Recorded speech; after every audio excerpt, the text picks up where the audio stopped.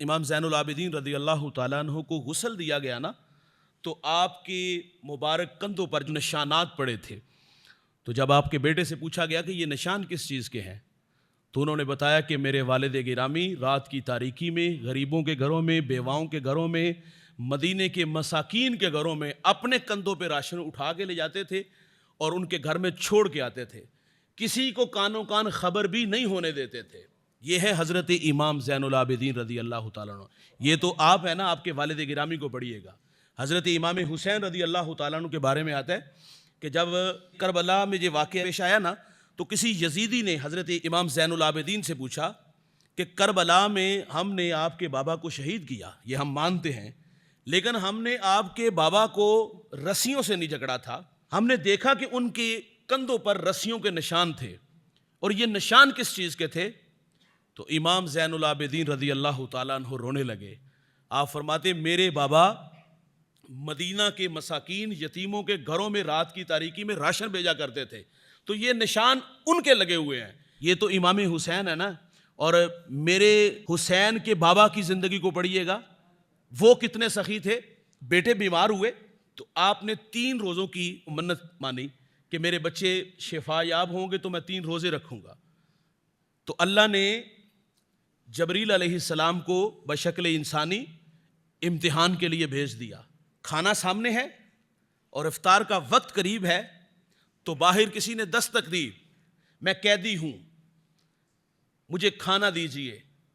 تو جو کھانا اپنے پاس تھا انہوں نے اٹھایا اور اس قیدی کو دے دیا، خود کھجور اور پانی سے روزہ افطار کیا۔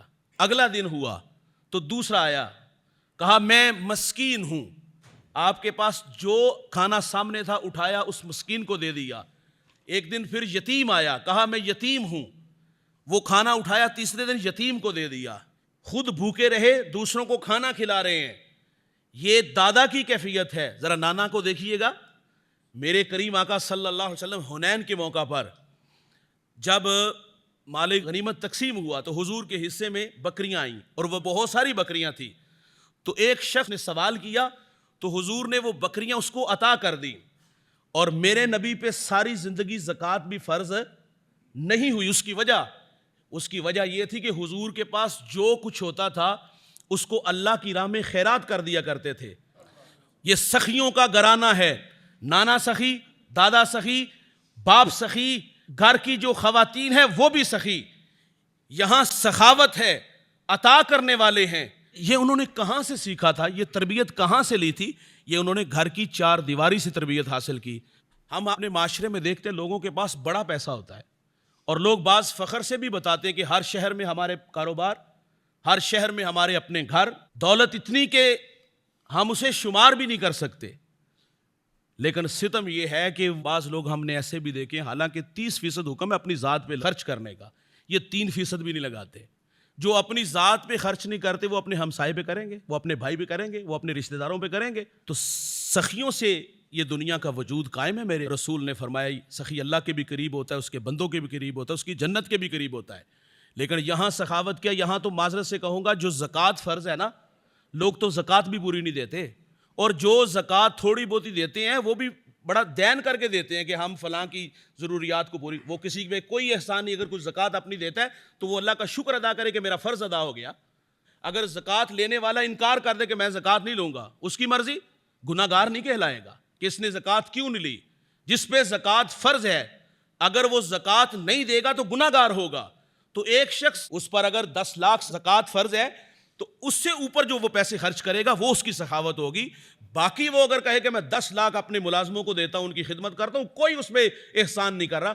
احسان کیا ہے؟ نیکی کیا ہے؟ سخاوت کسے کہتے ہیں؟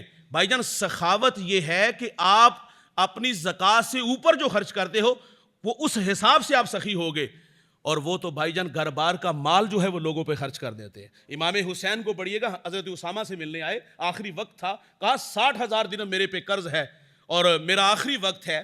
بھائی جان جس پر قرض ہو تو اس کا تو میرے نبی جنازہ بھی نہیں پڑھتے تھے۔ کہا ہائے افسوس کہ میرے اوپر اتنا قرض ہے۔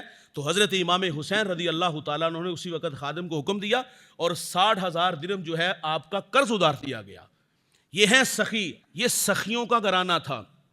تو امام زین العابدین رضی اللہ تعالیٰ عنہ راہ خدا میں مال کو بے دریغ خرچ کرنے کا مزاج رکھتے تھے.